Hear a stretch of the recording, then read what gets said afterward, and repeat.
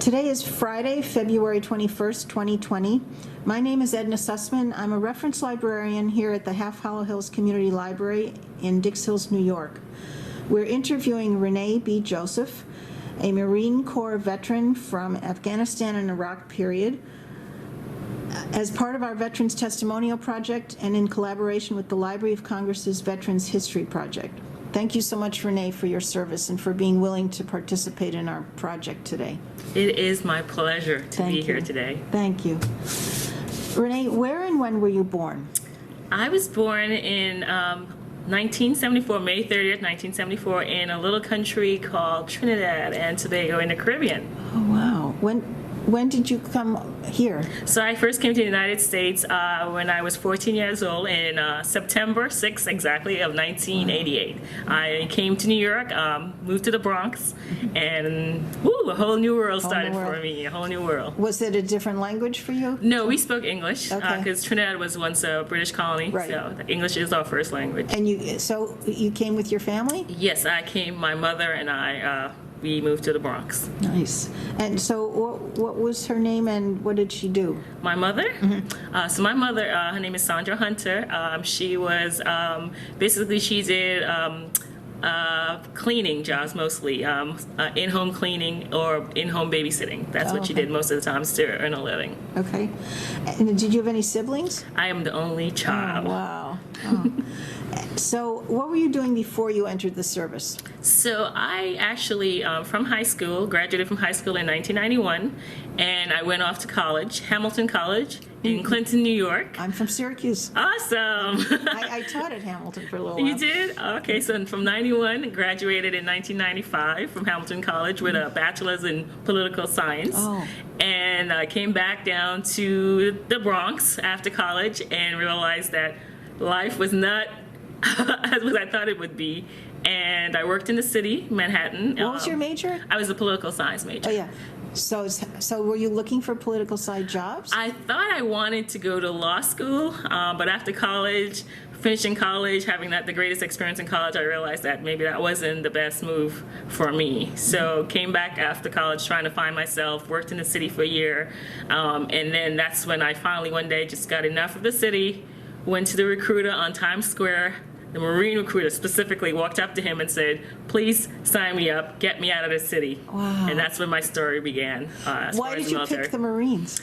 Well, when I was in college, actually, I always thought about joining the military at some point. And I remember in 1991, you understand, we were the Gulf War. Mm-hmm. So we had a lot of anti-military protesting on campus. So anytime a recruiter came on campus, they were actually almost fearful. And I remember one day, an Air Force recruiter was sitting in the student hall, and I walked up to him. I was like, "Hey, I always thought about joining the Air Force." And he was doing something. He looked up at me and said, "The Air Force is no place for you." And that was the end of the conversation. Why? Did he say why? No, end of conversation. He just kept on doing what he was doing, and I just stood there uncomfortable like, "Oh, okay." And a year later, the Marine recruiter came. He was trying to recruit officers. He sat there, and I just immediately, the uniform, I'm not ashamed to say that now, but the uniform, just something about the way he carried himself, the uniform he was wearing, and I'm like, I'm interested in the Marine Corps. But at the time, I wasn't a citizen, so I couldn't become an officer, and being enlisted was not even a thought at the time. So I said, okay, we're going to put that for a later time. So come fast forward. And now I had an opportunity where I can have an option of being enlisted, an officer. And I went to the recruiter and said, I want to sign up. He said, you can be an officer. And I'm like, don't want to be an officer. I am 22 years old. I have no idea what it is to lead, because an officer is supposed to be a leader of Marines. Well, because you had a degree, yes, you could have been an officer right away. Yes, officers can be, yes. But I told him I wasn't ready for that. And I signed up, enlisted, and I went to boot camp on June 24th, 1996. Wow, what a story. Oh my gosh. So how long were you an enlisted person? So I enlisted in 1996, June 24th, and I was enlisted from 1996 till 1998. At the rank of E4 Corporal, I submitted a package. It's called ECP, Enlisted Commissioning Program, for those who are enlisted have their degree, you could submit a package to Headquarters Marine Corps to get to become an officer. And I submitted that package. It took about maybe 3 or 4 months to hold between getting all the paperwork together, getting all the recommendations, submitting all your pictures, doing your physical fitness tests, all your medical, and it came back 3 months later saying, you've been accepted to the officer program. So I had to leave my duty station, which was Marine Corps Base, Hawaii, and leave there and go to Quantico, Virginia for 10 weeks of training to become officially an officer in the Marine Corps. So we're going to get back to that. So let's go to basic training first. Okay. So when did you leave for basic training? What year was that again? 1996, June 24th, left from Fort Hamilton and went down to Parris Island, South Carolina. The only place we have a training for female Marines. Is that right? It's the only base. There's two recruit depots, San Diego, California, and Parris Island, South Carolina. Males can go to both ones. For females, you only have Parris Island. Why is that? I never asked that question. I'm gonna think about it. Okay. Never thought about it. So how was it when you departed for training camp during your early days of training? So Parris.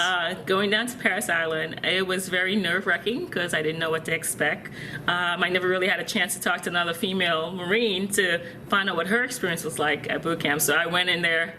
My friends say I'm adventurous, so I guess I was adventurous at that time. And I went down there not knowing what to expect, and it was a rude awakening. Why is that?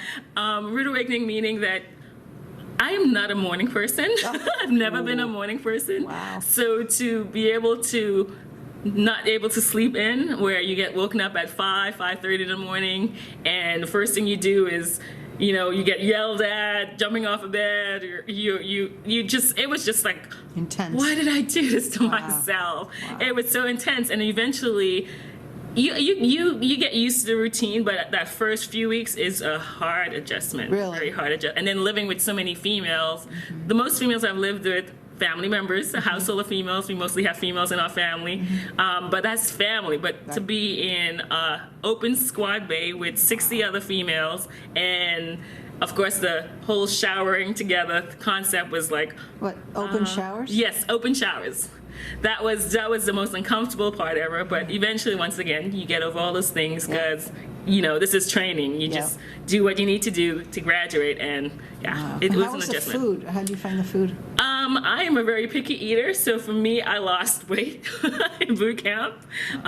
So lots of salad and cereal, plus the fact that you eat and they go make you run or do the obstacle course, and I learned fast on, okay, you don't eat that much food if you're about to go running or go jump over an obstacle. So I'm like, okay, I'd rather not eat or just eat enough to know it's going to stay down. But I saw my counterparts that they were just grubbing and just shoving the food in their mouth, and then you'll see them later on like, yep, I could have told you not to eat like that. Wow, yeah, I felt it. You felt it. Do you recall your instructors, and what were they like? So I do remember my instructors. My senior drill instructor, her name was Staff Sergeant Bogus, B-O-G-U-S. Staff Sergeant Bogus, if you ever seen this, you just were amazing. I just don't try not to get emotional. She was by far the most amazing, in my mind, Really? Marine that I've ever come across. In what way, you think? She was just to see this female leading, and she was just so every time she comes out, her uniform was so sharp. The way she walked, the way she talked, even when she was yelling at you, you just couldn't help but admire her. And you're like, that's what I want to be one day. I want to aspire to be that strong female Marine. Marine, period, not female Marine, period. Let me just make sure I clear that up. Strong Marine, period. And she was by far the most awesome. I'll never forget her. Never forget her. Was she a younger person? She, as far as younger, or had been in the service for a while? So as a staff sergeant, she had been, I believe, at that point, she had been in like maybe 8+ years at that point. Oh, okay. Yes. Very kind of experienced. Yes, a very experienced Marine. So, did you receive any specialized training? So after boot camp, they assigned you your MOS, which stands for Military Occupational Specialty, and these assignments are based on your test scores. So I was assigned as an avionics electrician. Don't ask me why, because I'm not electronically inclined, but apparently my math scores, I was really great at math. So I had a high math score, so they placed me in that specialty. So you go to school. My first schooling was supposed to be in Millington, Tennessee. Middleton, Tennessee, apparently that base was getting ready to close, so we got down there in October. I graduated from boot camp in September. It's 96. In 1996. I got to Middleton, Tennessee in October. They found out in mid-November the whole Navy base in Middleton was getting ready to close down. So we end up, all the Navy, well, it was a Navy base, all the Marines and Navy were going to be shipped out to Pensacola, Florida. Oh. And that's where we end up going in. My first training in the Marine Corps, my specialty, I was in Pensacola from January of 1997 to March of 1997, and that was my first, we consider that your A school, that's your first part of your schooling. Oh. And then the second part of the schooling to complete my avionics training was in Jacksonville, North Carolina. So from March to August of Jacksonville, North Carolina, I completed the rest of my avionics training, and then from there got stationed at my first duty station in Marine Corps Base, Hawaii. Hawaii. Yes. But that's a lot of training you have. Yes. So you do a lot of training before sometimes you even, as we say, in the fleet. So your first duty station is when people say, oh, so when did you enter into the fleet? And that would be the first time after your schooling. Okay. That's what people, if you ever heard that term, the No. fleet. The fleet. That's what they mean. When did you first enter into the fleet? When was Okay. your first duty station? So what sort of things, avionics training, what is that? So basically, I was supposed to work on helicopters, a CH-53 Delta helicopter. And basically all the electronic components in the aircraft, like the radio, any of the navigation system, anything that had a wire attached to it, Wow. was basically what we were responsible for learning how to repair. If the pilot came back and said, hey, I was having problems with the radio, or maybe I'm not getting the proper signal, when the aircraft is grounded, we as avionics electricians would go in. We have a little schematic that would show you how the wires run throughout the aircraft. So you would follow that schematic, like, okay, so we follow the schematic, and for some reason there's no conductivity between these 2 points, and then we'll try to figure it out and get it. If it needs to a part replaced, we'll order the part, or if it's just something that just came unhooked, hook it back in. So it was a very intense field, like I said, really intense Really field. important because Yes. the planes have to be safe. Exactly. Wow. Yes. Next to the mechanics, Yes. the avionics electrician were very important in keeping that aircraft going. That's a lot to learn. It was. It really was. Did you like it? I did not at all. I did not like it at all. I kept on saying, how did I get this field? Because I actually wanted to be a legal clerk. That's what I told the recruiter. Really? I said, I want to be a legal clerk. Because like I said, I wanted to go into law. And I was like, well, maybe if I just, in the military, just get an Right. experience like what it is to work with lawyers and how the legal system works. Good Maybe I idea. might want to go further on and complete that law school. Yeah. That didn't happen. Wow. I think that's amazing. I mean, not to be sexist, but I'm surprised they even trained women then to do that. So in the avionics electrician, Yes. there were very few of us. In my class, I started off, so we had Navy in my class in Pensacola. We had Navy and Marines in the classroom, but the instructors were all Marines. And I remember in that class, there was my roommate and myself. Wow. We were the only two females in the class, and then she failed out of the class. So it ended up Really? being just me in the class. Gee.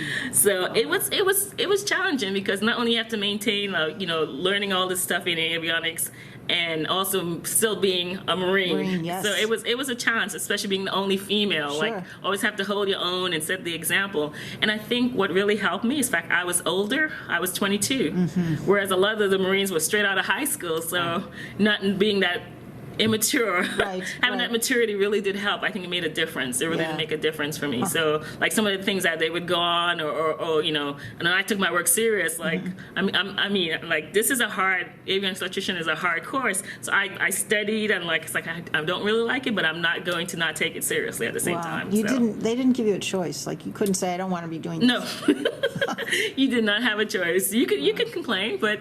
It doesn't help. No. What's the famous line we hear? What's here? The needs of the Marine Corps. Nice. The needs of the Marine Corps. So that's why I got that. The needs of the Marine Corps.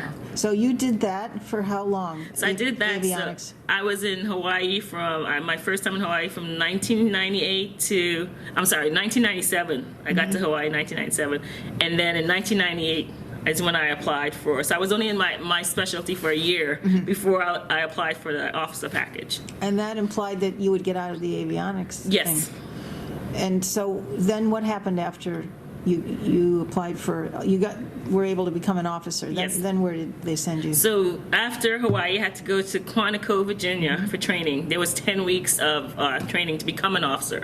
It's called OCS, Officer Candidate School. That must help you learn how to lead. Yes, so 10 weeks, you're basically, I call it a 10-week PT session because as an officer, you're supposed to lead by example. So basically, we were physical training for 6 days of the week 6 days of the week. The only day we got off was Sunday. Wow. Sunday was the only day we didn't do any physical activity. And then because it was in October, from October to December, the weather in Quantico, Virginia was so unpredictable. There were some Saturdays where maybe it rained or it snowed and we didn't have training. Very grateful. Yeah, So grateful. I bet. We were so grateful for those days. It was like, oh, we get to, but then we have to sit in the classroom and do class, and that's the worst thing because your body is constantly on the go. So the moment you sit still, everybody's Oh, wow. Not doing enough. that. Wow. And that's not a good. So as an officer, even you had a lot of physical training? Lots of physical training for I'm Officer Candidate School. surprised. Yes, How 'cause come? people always think I was one of those enlisted folks that thought officers have it easy, but no, that you're supposed to be, like I said, you do twice the work. You're supposed to be even stronger and run faster. But of course, we know that we're only human, not everybody's that. But that's what they are telling you need to be. So that's how they trained you as an officer. So I guess you needed to do that so you'd know what the enlisted people. Yes, but like I said, I was prior enlisted, so I know. But like You knew. some of the things we did, I did not do that enlisted. So some of the obstacle courses that we had at the Officer Candidate School, like the climbing the ropes and under the barbed wires, we did some of that in boot camp, but it's not as intense as it was Really? in Officer Candidate School now. I didn't know that. That's It's amazing. even more intense. Were any other females in this Yes, class? so in Officer Candidate School, we started off with 60, maybe around 65, 67 females. Wow. We actually only graduated with, according to my photo that I showed you earlier, and we had 20, I counted 25 females actually graduated with us come December of 1999. And what happened to the other 40? So we had a couple who didn't go past the first week because of attitude, the attitudes. We had some who got hurt.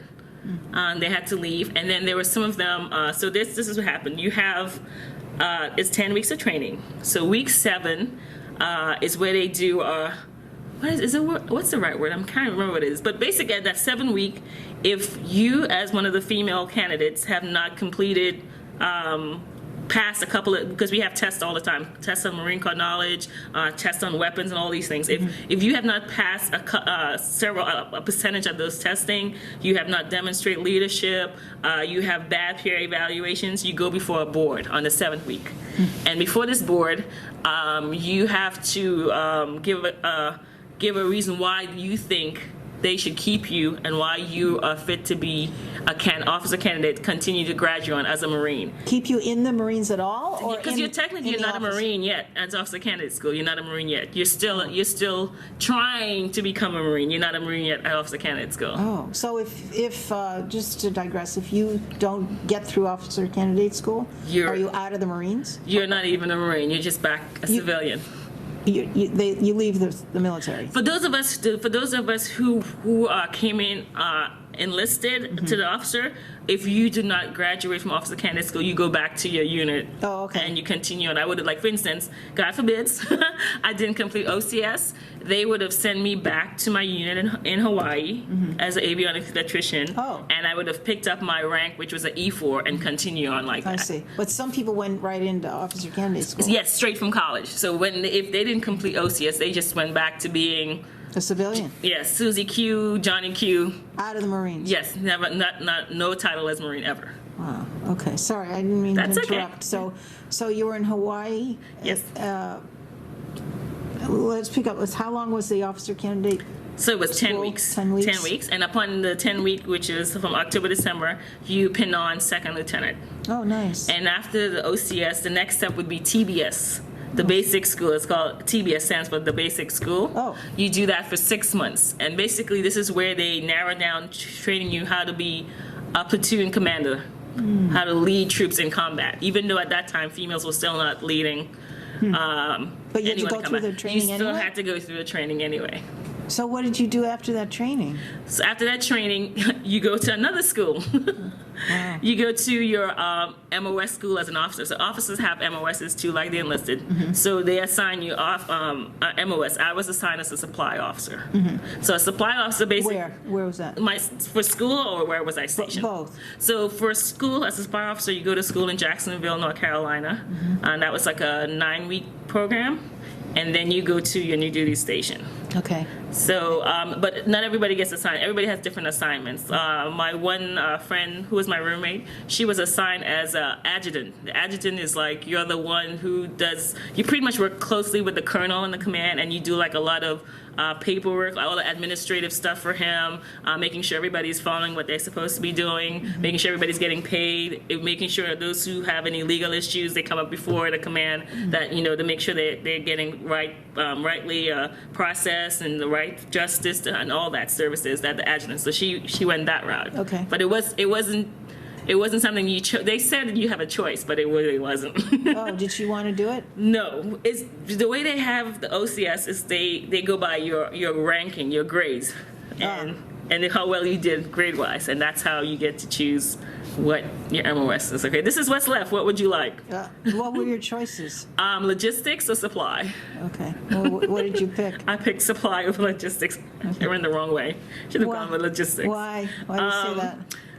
I just thought that logistics have a lot more opportunity to deploy and maybe get more into working with how to deploy a unit, whereas supply was just, I felt it was more like, we say supply is in the rear with the gear. That's one of the same Marines say. Supply in the rear with the gear. But we saw that all change after 9/11. Supply, you go forward with the unit, because how else are they going to get support? You can't assume that there's going to be support in country, so they have to take you with them. But unfortunately, I wasn't one of the ones that ever got to go forward. So you wanted to be deployed?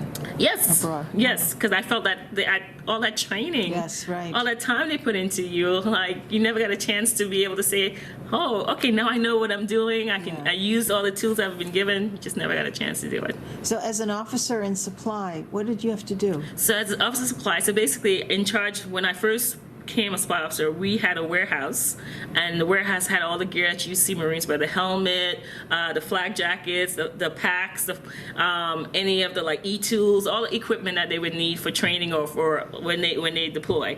And also as a supply officer, you also have you do the budget for the unit. You don't do the budget, like I say. You have a financial management officer who actually gets all the money, and they just distribute it down to you, and you make sure that the money for your unit is spent appropriately, is accounted for. You have to make sure it's all accounted for, every dime, every penny. Wow. And if you go over, you have to justify why you went over, or if you're requesting more funds, you have to justify why you're requesting more funds. And so you're like you're the colonel's like right hand when it comes to the unit and funds. And that was a great responsibility. At first, like a little bit scary, but then after a while, I actually began to like that part, where I know that I can, when I'm called on by the colonels, like, hey, can we buy this? I'm like, no, we can't, and can tell them right away why we can't. That's good. So it was a great responsibility. But then the one part that eventually got taken away from us as supply officers, all the gear that we had in our warehouse, they created this thing called a CIF, Consolidated Issue Facility, where all the gear was located in one central point, and they brought in civilians to take care of that. Wow. So now that responsibility was taken away from supply. So all the gear taken away from me, but I still had that financial part. I was still responsible for. Where was that again? Where was that located? For your job with supply. my first duty station as a supply officer, I was in California. Oh. Camp Pendleton, California, which is right outside Oceanside, California. And how long were you there? So I was at Camp Pendleton for 3 years. Most of our tours, 3 years. Most of the duty stations in the military, Marine Corps, I can't speak for the other services, is always a mandatory 3 years. Oh, wow. And you had already been in for 2 or 3. At that point, in 99, I had already been in 3 years, yes. Yeah. Yes. Wow. Lots of schooling between all that time, from 96 to 99. How long were you in total? So I was in 11 years. Wow. 11 years, so I got out in 2007. Okay, so California 3 years. California 3 years, and then from California, I went back to Hawaii. Oh, okay. I got stationed in Hawaii again, and I was in Hawaii for 3 years. I was at a unit called Camp Smith. Camp Smith is located on the most beautiful place ever, Really? Hawaii. And we're sitting on the hill on top. The view from my warehouse, Pearl Harbor. Wow. Oh, Most my beautiful God, view fantastic. ever. Yeah. Pearl Harbor. Wow. So you were stationed on the island of Hawaii. Twice. That's my second time. As an enlisted, I was my first duty station, and then here I am as a first lieutenant, got stationed there again. Do you give you leave to go home? Could you see your mom?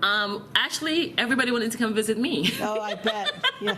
Right. I had so many visitors when I was stationed in Hawaii. Like, I actually had a friend, she booked her ticket before I even got to Hawaii. Wow. So she's like, oh, okay, so I know you're going in March, but I'll be there in June. I'm like, okay, no problem. Wow. So I had a lot of Nice. visitors. That's I had a lot of nice. visitors And come your visit mom me. came too? Yes, my mom came out to visit That's me. nice. Yeah, my aunt from England came out to visit me. Oh, So nice. my aunt and her 2 kids from New York came. So I had a lot of visitors when I was in Very Hawaii. nice. Great I meant place. to ask you initially, how did your mom feel about you enlisting? It's funny, that story, because when I first told my mom about wanting to join the military, she kind of like, you have to understand, this is 1996, not a lot was going on. There's no war. We were not at war at the time. And when I spoke to the recruiter, it was in March, and he said I wasn't going to go to boot camp till September. My mom had a trip planned to go visit her sister in England, and they were going to do a little European tour. So she left in June. The recruiter called me the day after my mom left and said, hey, one of the females I had planned to send down to Paris Island dropped out, so now I have a spot available for you. Would you be willing to go, or do you she still was want to gone wait? already. And I was like, well, my mom is not here, but let me talk to my mom, and I'll call you. And I was like, Mom, the recruiter wants me to go down to boot camp on the 24th of June. She said, am I supposed to be there? She said, because I can't come back. I'm like, no, Mom, I don't want you to come back. I just want you to know that when you do come back, I'm not going to be here. So, and she's like, okay, she was fine with it. Okay. Yeah, the whole time she was fine with it. Good. So 3 years in California and 3 years back in Hawaii? Yes, and then I got stationed in Okinawa, Japan. That was my last duty station at Camp Hansen in Okinawa, Japan, with Okay. 12 Marines. Male? Female? Yes, 12 Marine is an artillery unit. Wow. And So you weren't supply anymore? Yes, I was still supply. Oh, you were? So, Okay. because every unit, regardless of what unit they are, if they all infantry, they always need supply. 'Cause- Sure. Yes, because they need the money, Yeah. and they need how to figure out how to get the gear. Okay. So the equipment to support their mission. So they always need supply. We're considered support, ground support. Right. So did you request going abroad, or how did that work? So I actually did, because originally when I was enlisted, when they gave you the options, even though, like I said, they send you where the needs of the Marine Corps. Right. I actually requested overseas when I was in avionics school, and I got Hawaii. So now here is my last time in the Marine Corps. I was like, I want to go to Okinawa, Japan, and it worked out for me. I got to go to Okinawa, Japan. So was that during Iraq or Afghanistan? Yes, Okinawa, Japan. I was in 2006, 2007. So 9/11. When 9/11 happened, I was actually stationed at California at Camp Pendleton. I remember that day really clearly. Clearly. Must have been awful. Yes. I mean, it was awful here. It was awful. Everywhere. Yes, everybody was shocked. Everything changed the way the base security and base happened. Everything was locked down. I've never seen so many police dogs in my life.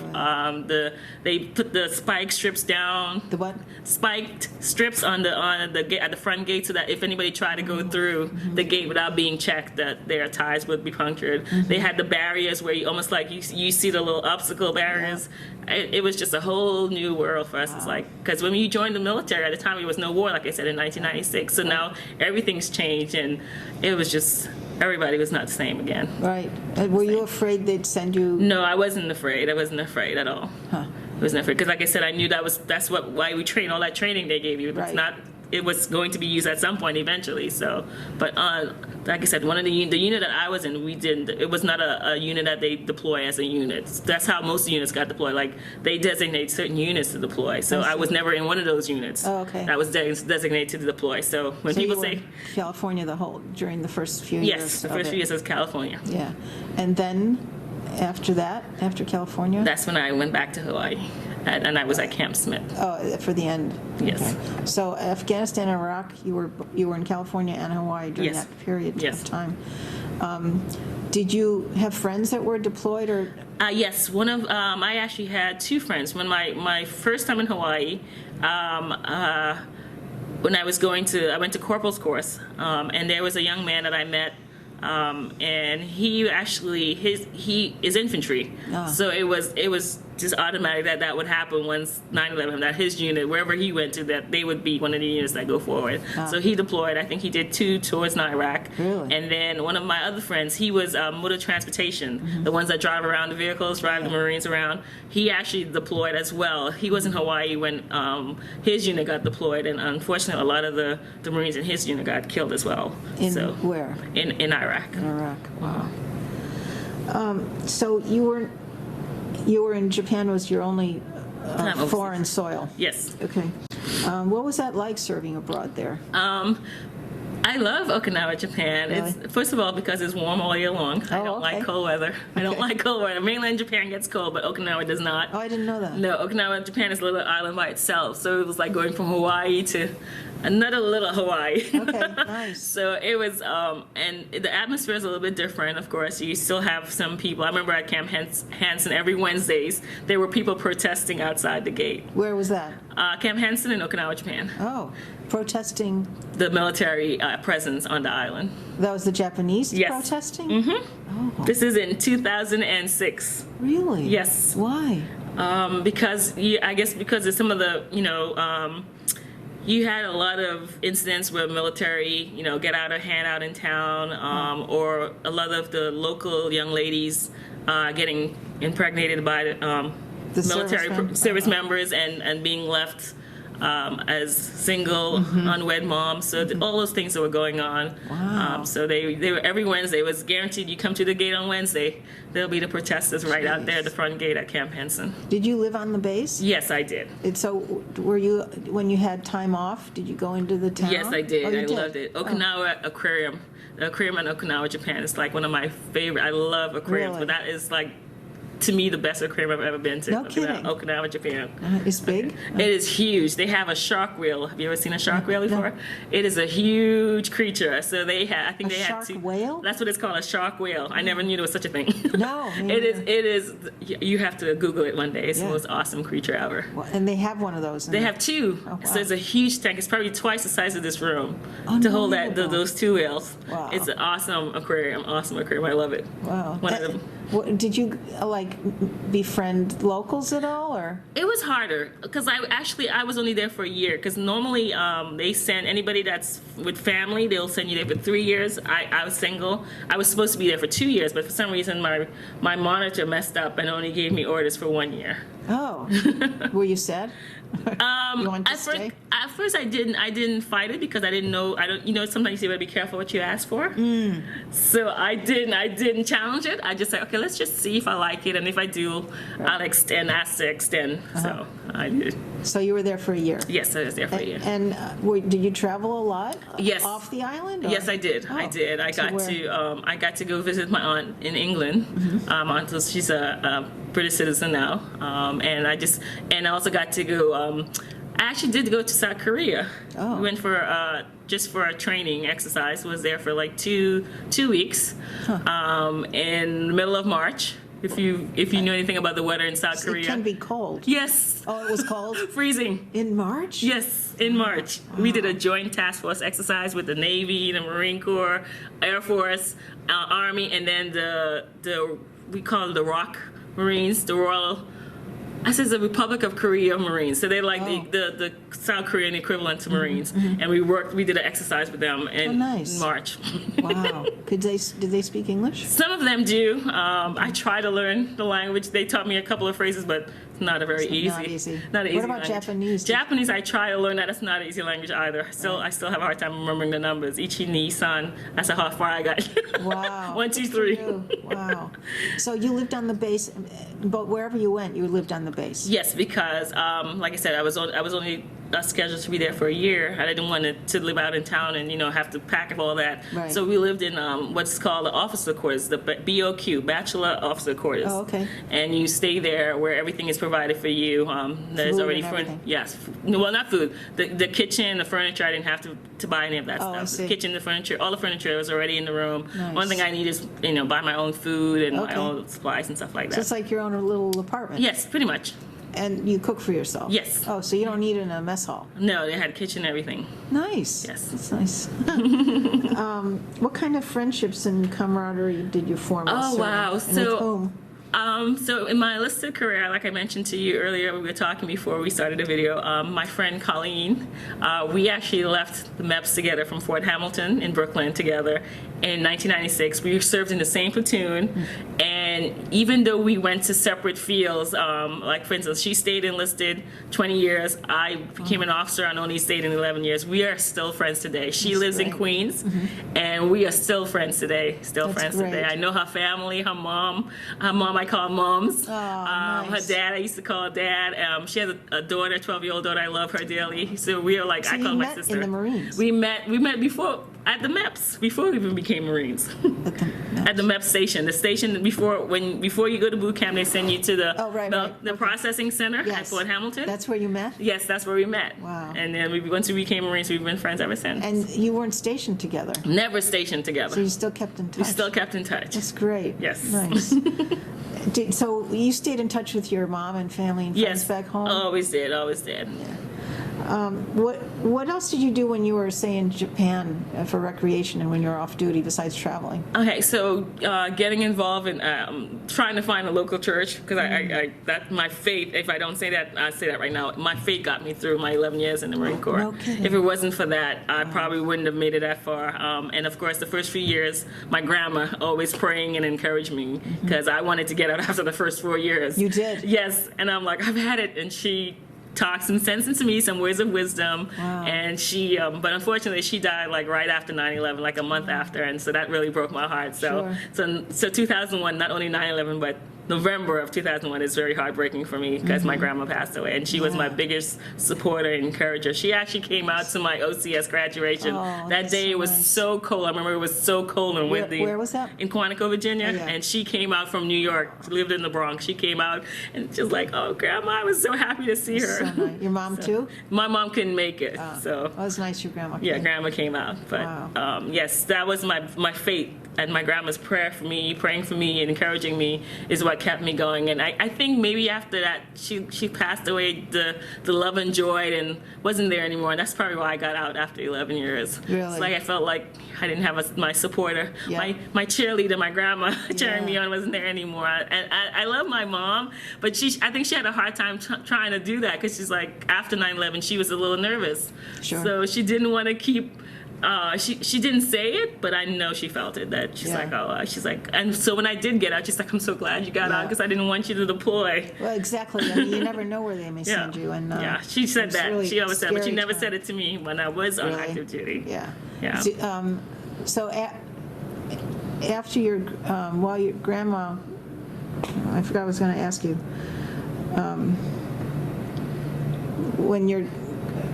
When you were stationed in your last in Hawaii, did they give you the option to stay in, or why did you? My last decision was Okinawa. So what I did, I got to that point where I just didn't feel the love anymore. And in my mind, if you're not passionate about something anymore and you're just going through the motions, maybe that's something It's time. It's time. And that's how I felt. Like I remember it was October of 2006, and I was sitting there. It was the time to where the monitor is the person that moves you around, and you sit down and tell them. So at that point I could go to the monitor and say, hey, I want to stay in Okinawa a little longer, or I want to transfer to another duty station. You had that option. Yes, and they came. They came to Japan, and I thought about it, and I said, I'm not staying in. Really? It's like, I don't want to stay in anymore. Huh. I don't want to. I was like, I've given it a lot of thought, and people are always like, well, you're already halfway there. It was at the 10-year mark. Right. It's like, but my heart's not in it anymore.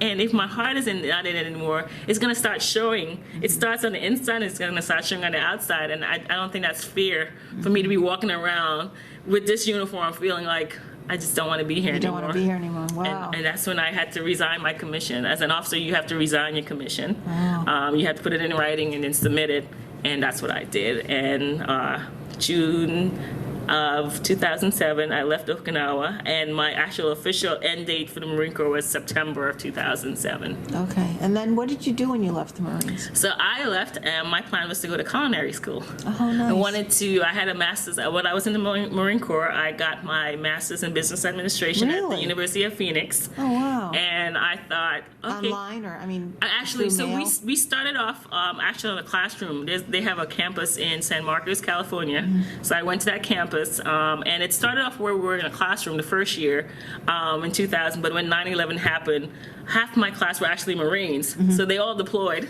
Oh, wow. So the class went from 20-something to like 10, and University of Phoenix has a policy that if the classroom is less than 12, they have to automatically do an online class. It has to I go see. to an online class. So my first half was classroom, my second was mostly online. Okay. And it was in business? Yes, business administration. Terrific. At the Wow. University of Phoenix. How long did that take to get? So I started in November of 2000, and I completed in March of 2003. So it was about 15 months, 18 months if you check the time, because you do have a break in between. Okay. And that was, so what did you plan to do with that? I wanted to start my own catering business. Oh. So when I got out the Marine Corps, I applied actually to culinary school, Texas Culinary Academy, Le Cordon Bleu, in Austin, Texas, is where I went for 15 months. Oh, nice. And I completed that degree. I got honors. Yay! Nice. Wow.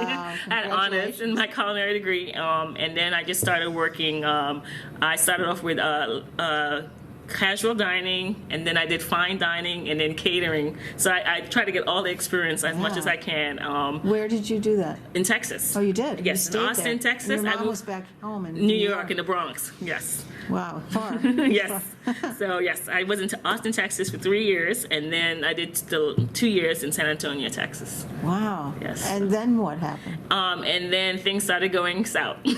Oh, you didn't like it anymore? As far as my finances. Oh. Yes, my finances were not doing too well at all. I should have had a backup plan. I did not have a backup plan, But you unfortunately. were working. Yes, I was working in the culinary field, which is, they did not pay. They $10 an hour.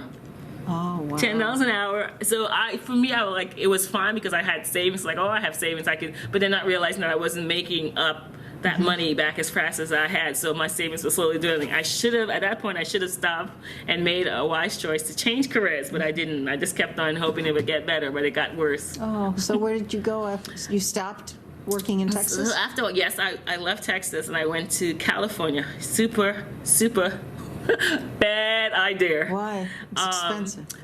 Not only was it expensive, but some of the things, like originally, I have family in California, and I did not grow up with them, so I wanted to get to know them. So that's one of the reasons I figured, get to know my family, establish a relationship that I never did before because of, not knowing them and being so far away. So I was like, this is the opportunity to do it now. Right. And that did not work out. Oh. And I ended up homeless Oh. in California, and eventually, when I thought things couldn't get any worse, my mom was diagnosed with breast cancer in New York, and I had to come back to New York. Oh my gosh. When did you get back to New York? What year? 2016, I came back to New York.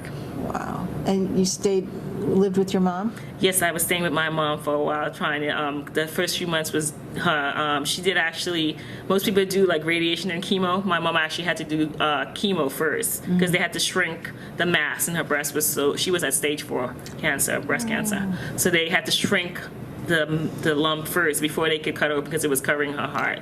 Oh my So gosh. she did chemo she did 9 months of chemo.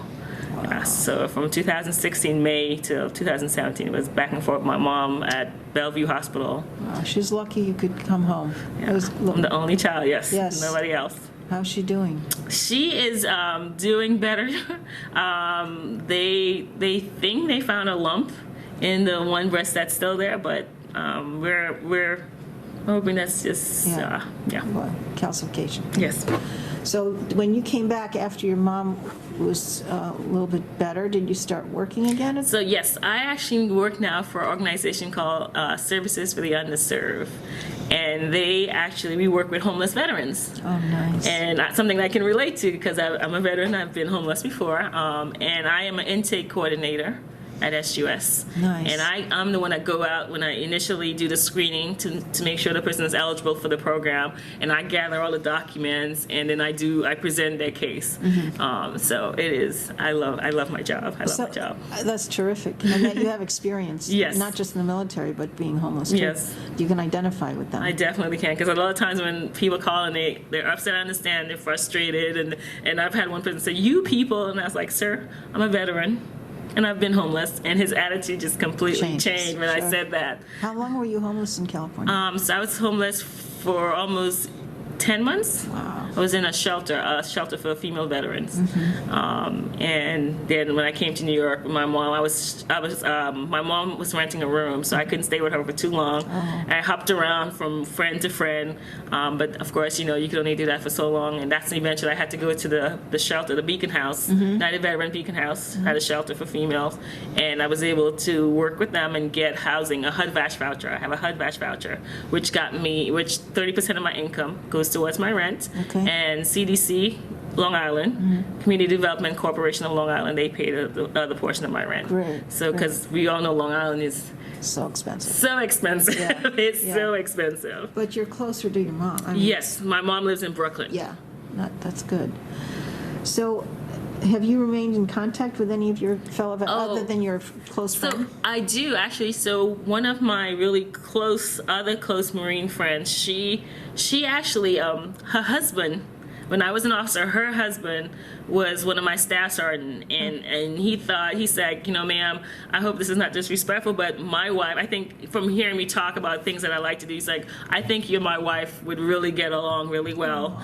And he introduced us, and in Hawaii, this was in Hawaii in 2004. Was she in the service too? She was a sergeant at the time, but she was getting ready to get out the Marine Corps. And after she got out the Marine Corps, we actually have been like, she is my prayer partner. Like if I'm having one of those hard times, struggling with something, and I was like, Andrea, could you please help me? She's one of the people I would go to, and we've been friends since 2004. Great. She lives close by? She lives in Maryland. Oh, That's close enough. I've gone to visit her. She's supposed to come, and her family's from Syracuse, so I've met her mom as well. Like last time I saw her was 2 years ago. There was a conference, a women's conference in Syracuse. Her mom was the one in charge of the conference, and I got invited, and I went out and met her mom and her sisters, and wonderful. Yes, the whole family. So we've been friends ever since. I was brought up in Syracuse. Nice town. Yes.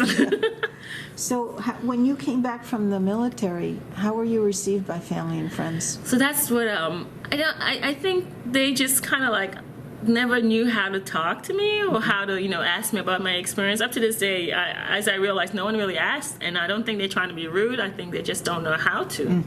They don't know how to, and it's not like I could just share stuff with them, because some of the things I'm like, oh, they wouldn't understand, or I mean, I didn't have anything traumatizing happen, but like some of the stories you want to share, it's like they're not going to get it. Oh. Just how you feel, so you didn't never feel really like share. talking about it. Yeah, I feel like they wouldn't get it, or maybe they just didn't want to hear about it. So I always figure maybe if they want to know, they'll ask, but nobody ever asked. So. Oh, we all want to know. Are there any stories that you want to share that we didn't talk about? That I can think of.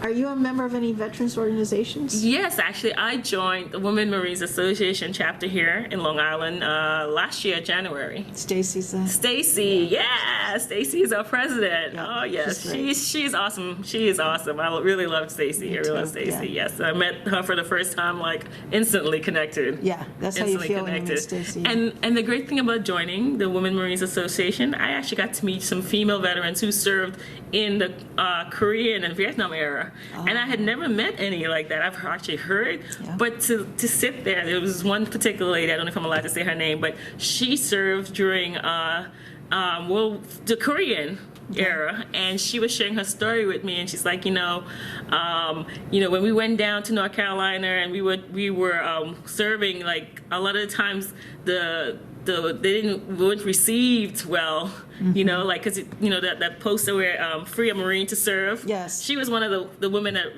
was a photograph of that the poster. Evelyn. I didn't want to say her name. Okay. I interviewed her.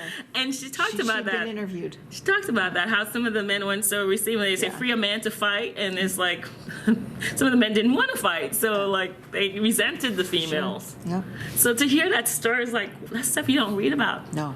In the history books, or you don't see anything like that if you try to Google it. There's nothing like that. No. So to even talk to these ladies, I was so honored. Yes, it's so wonderful. honored. Their stories are amazing Yes. too, like yours too. Yes. But going back to hear them, it's amazing. It's amazing. Amazing.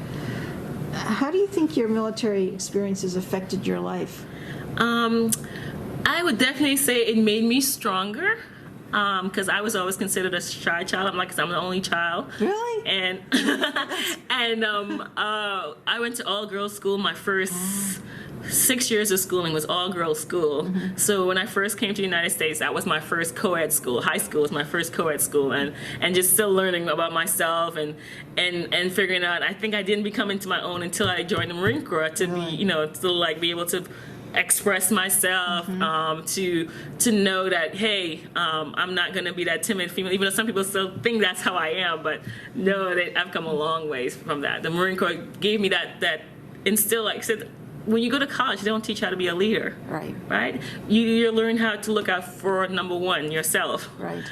And in the Marine Corps, you're taught leadership, how to look out for others, how to work, teamwork, how important teamwork is. And that's one of the things I struggle with. And I got out the Marine Corps, teamwork, because some of the places I work at is like everyone for themselves, not realizing we're all trying to accomplish the same mission. Sure. So that's something I struggle with. But that's something the Marine Corps taught me about leadership. And then as a female, knowing that in the Marine Corps, is based on the schooling you've done, on your achievement and your physical fitness tests. Like, it's nothing to do with your gender. Promotion is not based on gender in the military. Okay. So no one could ever say, oh, she got lieutenant colonel or she got captain or major because of she did whatever. It's based on the schooling, your accomplishments, your evaluations of what your supervisors witnessed you as the leadership style, the things you've accomplished. That's terrific. And that's the thing.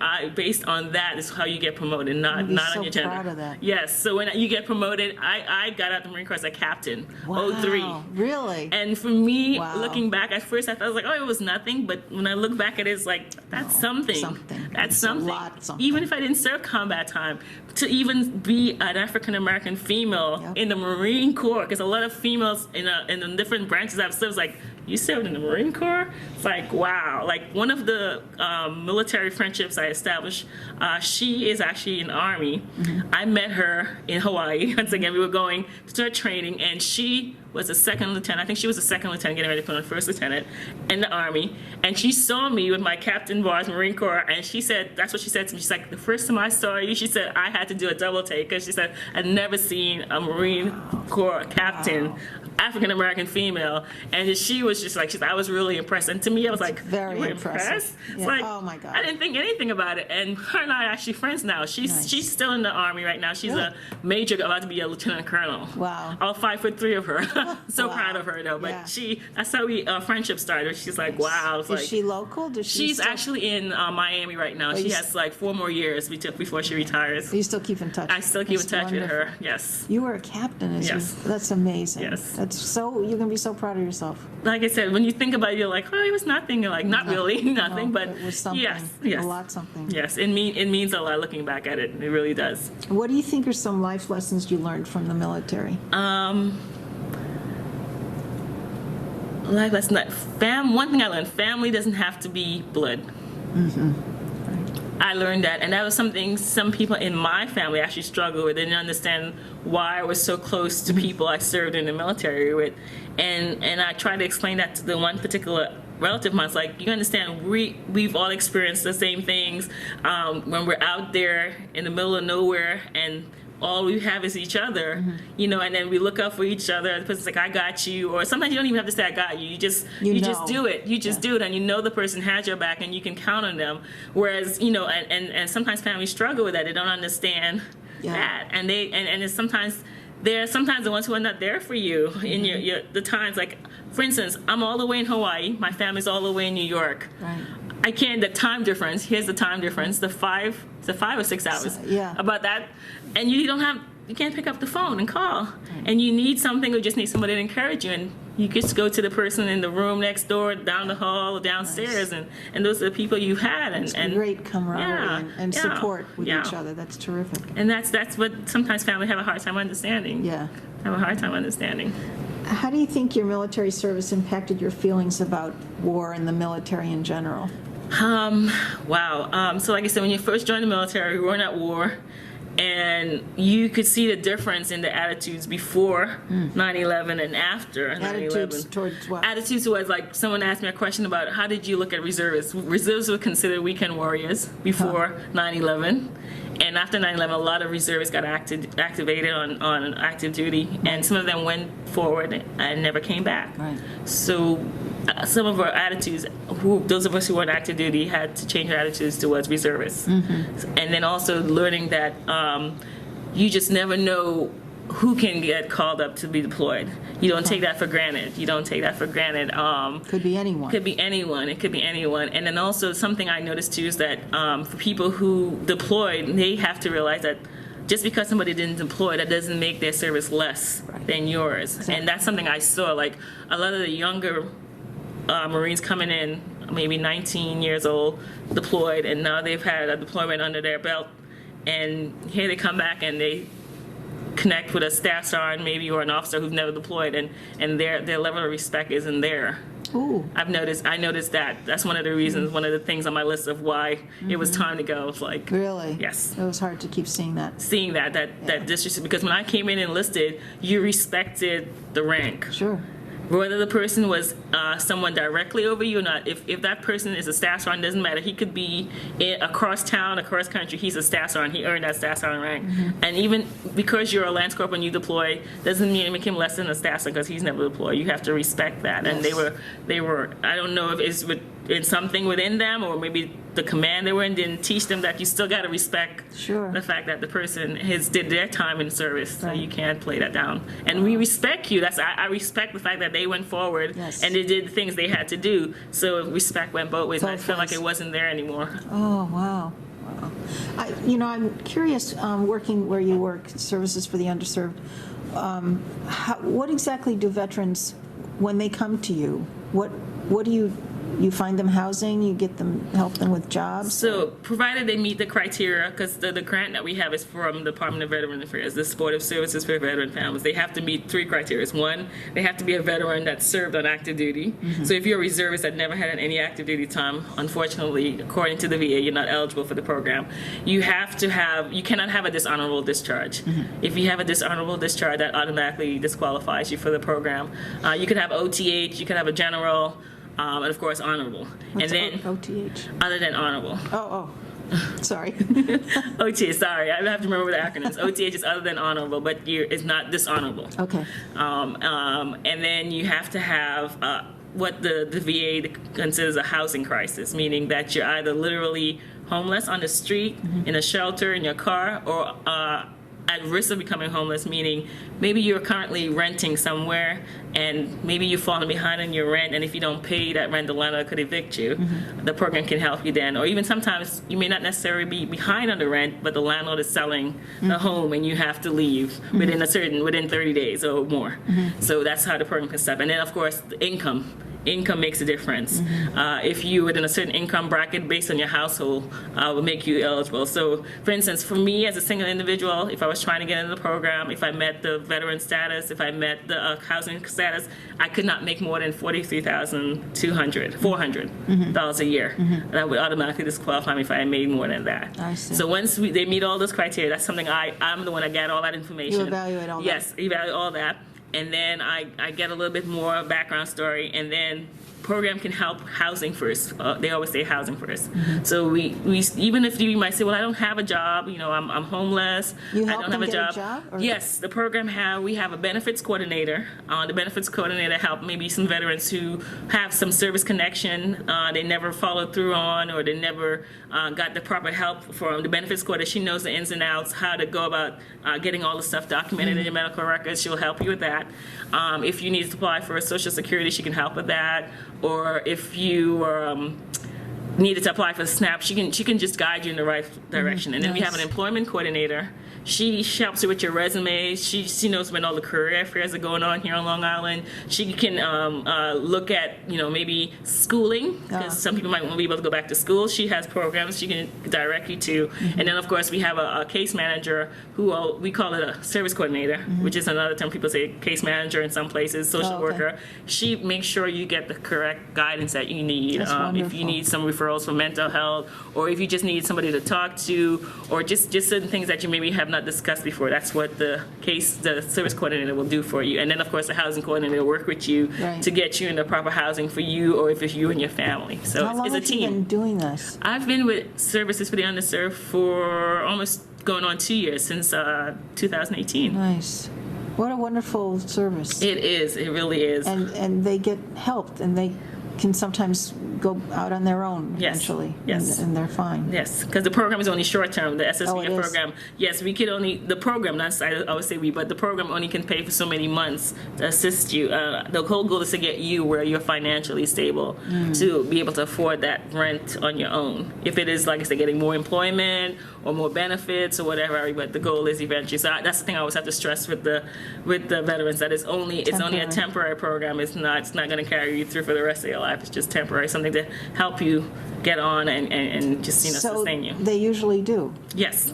So they can be on their own. It's Yes. wonderful. Yes. So what message would you like to leave, Renee, for future generations who might view this video? Oh my gosh. One message I did want to mention is about the faith. You have to have, if even if you don't have faith, not faith, something to carry you through that, like if it's someone that encourages you along the way, or something you can take time to reflect, or just basically a support system. That is so important. A support system is so important for you, because you can't do this on your own. You mean going into the military? Yes, military. You cannot do that on your own. It is not something you want to do on your own, where you feel like you have to isolate yourself from everybody, because you would see the difference for people who isolated themselves to those who had the support, or maybe, like I said, for me, my faith. Because there were times when I just felt like, oh my gosh, what am I doing here? I can't do this. I questioned myself. Really? Yes, and I think you need that. You need it as a person. You really do. We're all human beings, right? We all need at times where we need some encouragement, someone to say, hey, you got this. You can do this. Oh, hey, you messed up, but it's okay. You just pick it back up and keep going. And that's something you really need joining the military. You just can't do it on your own. You can't do it on your own. Yes, there are times where you have to do things on your own, but like I said, just knowing that you're not alone is so important, so important. That's good for any field, actually, military and everything else, to have support and mentors and friends, family, friends and family. So, anything we've missed or you'd like to add that we haven't covered?